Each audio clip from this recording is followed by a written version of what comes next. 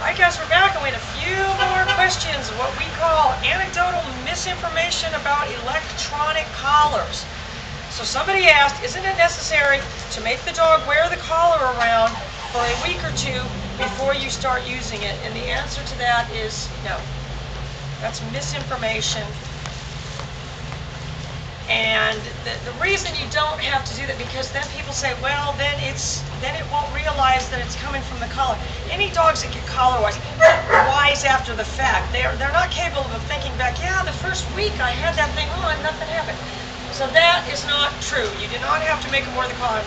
We start from day one.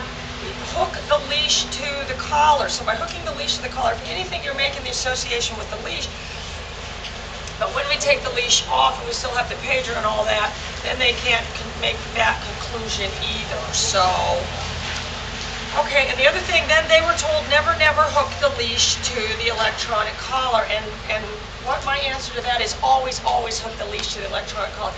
It's not possible, you guys, to get good coordination. If we're going to make the nick the same as, you know, the pop of the leash on the choke chain or the pinch collar, you know, whatever it may be, the only way, you know, unless you have some kind of unbelievable reflexes, the only way to make that synchronicity is to be able to hook it and pop it at the same time, to hook it to another collar, you know, and then you're getting the pressure from the collar and the pressure from the leash at the same time, so synchronicity.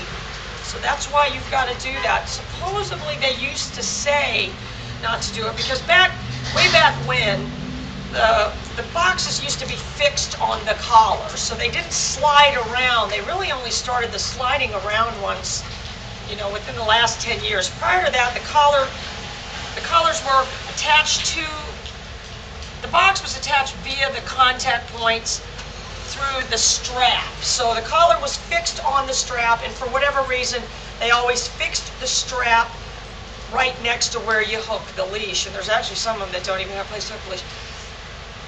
So I think the reasoning, and this is what a guy had told me, this old timer, that the reason they said that was because what they didn't want was the snap of the leash continually hitting onto the box. So that's not an issue anymore. So again, more information. If you want to have synchronicity, you've got to hook it on there. The other thing that they were told was that you have to train the dog for all the commands before you use the collar. Again, not true. You guys see all the time that we put the collar on from day one. You know, and unless you're talking about a little itty-bitty puppy, most dogs have a cursory knowledge of the commands. They've just learned they don't have to obey them. But you can use, you know, and there will be people that will fight you tooth and nail saying, you can't use the e-collar to teach anything. We do it all the time.